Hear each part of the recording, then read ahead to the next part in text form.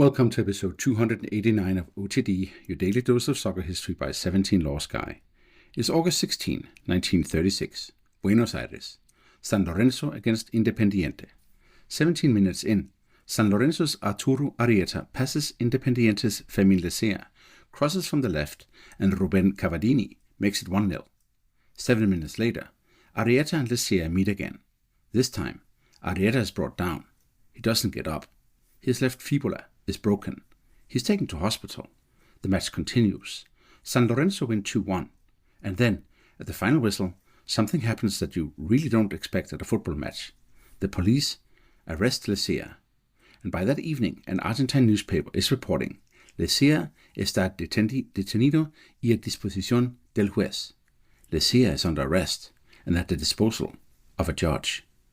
But how did we get here? Argentine football had been officially professional since 1931. We told that story in episode 199. 18 major clubs broke from the amateur establishment and created the Liga Argentina de Fútbol. Behind the split were crowds, money, clandestine payments, player unrest, and an amateur system that had increasingly become amateur in name only. 5 years later, professionalism was no longer the revolution. It was the normal order of elite football. And what an elite league it was. Bernabé Ferreira, José Manuel Moreno, Francisco Varallo, Antonio Sastre, and at Independiente, the extraordinary Paraguayan striker Arsenio Erico. But the championship itself in 1936 was unusual. Instead of one continuous league, the clubs played two separate one-round tournaments. San Lorenzo had just won the first one, the Copa de Honor. So, on August 16, everybody started again from zero in the Copa Campeonato. River Plate would win that second tournament and then defeat San Lorenzo in the Copa de Oro. And this was a physical game. The records from 1936 are wonderfully blunt. Players expelled for juego brusco, rough play. Players expelled for attacking opponents. Others for fighting each other. There were no yellow red cards to wave in the air, because they wouldn't be invented for another 30 years. But referees absolutely could remove violent players from the field. And sometimes football discipline didn't end the matter. 2 years earlier, in a Vélez Boca match, Agustín Cosso and the Brazilian defender Bibi were expelled after attacking each other. Then both were taken to the police station. So Lecea's arrest would be extraordinary, but not completely without precedent. Now meet today's two protagonists.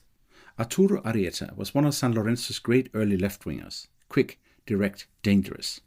He had arrived from Sportivo Barracas and played for San Lorenzo from 1927 to 1939.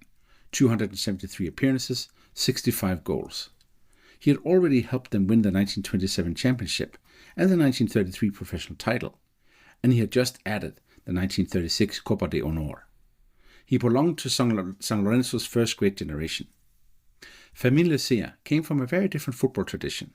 Born in the Basque country in Spain, raised in Argentina, developed in Rosario. He played for Newell's Old Boys and was part of the celebrated 2-0 victory over Turin Torino in August 1929. Then, in 1932, he joined Independiente. And Lecea had another sporting background, boxing. He had been a welterweight champion in Santa Fe, and his football reputation matched it. Years later, El Gráfico would include El Vasco Lecea among its famous 25 surgeons, the Heartmen, describing El Vasco Lecea as one of the earliest and most fearsome examples. But he could play. By 1939, the same magazine was praising the veteran Lecea for an almost faultless performance marking the great Isidro Langara. Heartman, yes, but a serious defender too. And now we understand why Lecea and Arrieta kept encountering each other. Football was essentially a 2-3-5 system. Arrieta was San Lorenzo's left winger. Lecea was Independiente's right back. Their positions put them directly opposite each other. They had already faced one another when their clubs drew 1-1 earlier in 1936. This was the duel the formation created. Lecea's job was to stop Arrieta. Arrieta's job was to get past Lecea. On August 16, Arrieta wins the first important exchange. In the 17th minute, he gets down the left and crosses. Cavadini finishes, and San Lorenzo lead 1-0. Then comes the 24th minute. Arrieta and Lecea collide. The surviving record says Arrieta suffers a fracture of the fibula in his left leg. The contemporary report describes Lecea as having intervened in the play that caused the fracture, That wording matters. We know the injury. We know Lecea was involved. We know that what the police did afterward. But we cannot safely reconstruct his intent. And referee Jose Gali does not expel Lecea. Arrieta, meanwhile, cannot continue, which creates another brutal difference between 1936 and today. There were no substitutions. No tactical substitutions. No injury substitutions. Nothing. Lose a player and a play with 10. Argentina would not even permit the replacement of an injured goalkeeper until 1959. So San Lorenzo continue a man short and still score again. 54th minute, Cavadini collects a rebound off Sabino Coletta, 2-0. Only in the 89th minute does Attilio De Maria pull one back after a pass from Arsenio Erico. San Lorenzo 2, Independiente 1. Then Jose Gali blows the whistle, and football jurisdiction gives way to state jurisdiction. Police detain Fermín Lecea. Arrieta is hospitalized, but Lecea is taken to the 34th police precinct, where judicial investigation is opened with a judge involved. But so what? And this is where the historical record becomes frustrating. We know Lecea got arrested and taken to the 34th precinct and put in front of a judge. But we haven't found any reliable evidence of Lecea being convicted or imprisoned or even detained overnight. But one fact tells us quite a lot, because 7 days later, Independiente play Vélez Sarsfield, and Fermín Lecea starts. Whatever happened between Precinct 34 and the courts, it didn't result in a punishment that kept him out of football the following weekend. Arrieta's recovery was rather longer. The fracture didn't end his career though. He returned. He remained with San Lorenzo until 1939, and he is still remembered as one of the important figures of the club's formative era. Lecea's biggest achievements were still ahead of him too. He became part of the great Independiente side that won the Argentine championships in 1938 and 39. So neither man is luckily remembered only for 34 minutes into a match in August 1936. But the arrest raises a much bigger question. Where does football violence end and ordinary violence begin? The laws have spent generations trying to manage that line.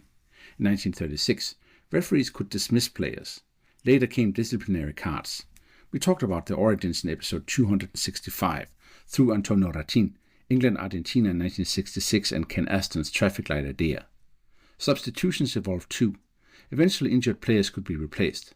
Then tactical substitutes. Then more substitutes. Today, competitions can permit 5. And modern football has added concussion protocols and additional permanent concussion substitutions. Law 12 now explicitly defines a challenge that endangers an opponent's safety or uses excessive force or brutality as serious foul play, as sending off offense. But football law and criminal law remain two different things, and there have been occasions where the courts decided that a red card was not enough.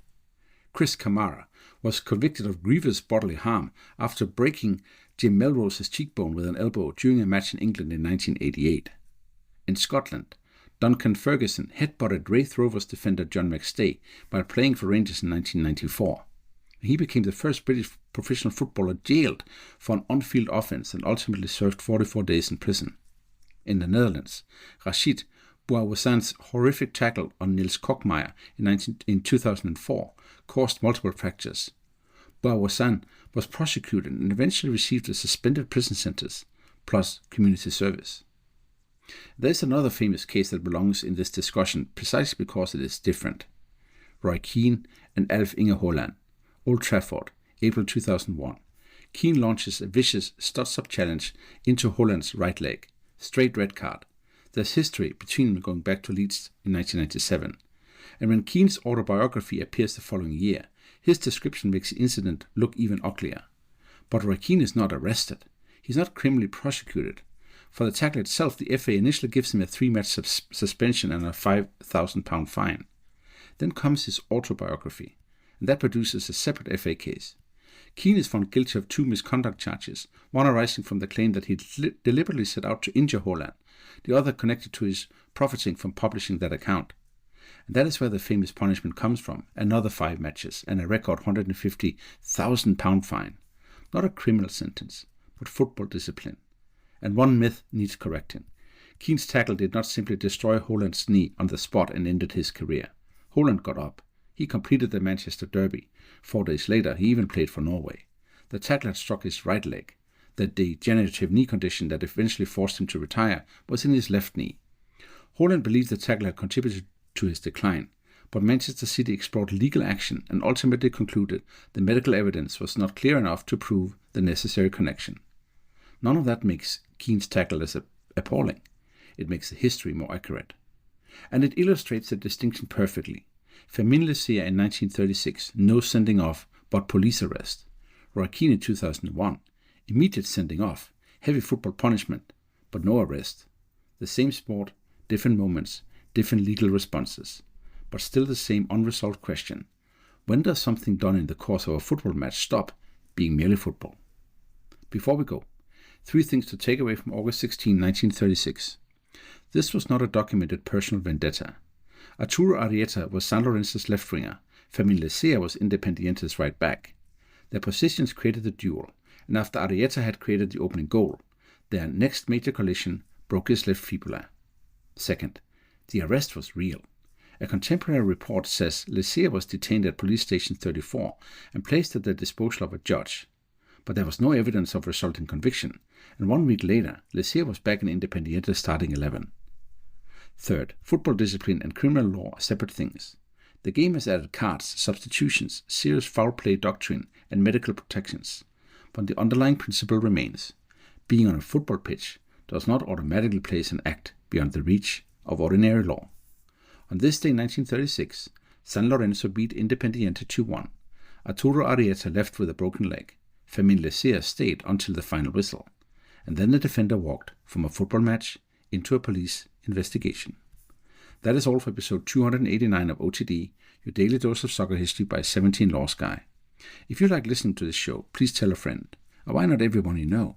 Fingers crossed we'll soon pass 500 subscribers, and I'm grateful for your support and ideas. Tomorrow, we go to Budapest, August 17, 2005, and 18-year-old Lionel Messi comes off the bench to make his senior international debut for Argentina, the moment he has dreamed about. And 47 seconds later, he's sent off. Stay tuned.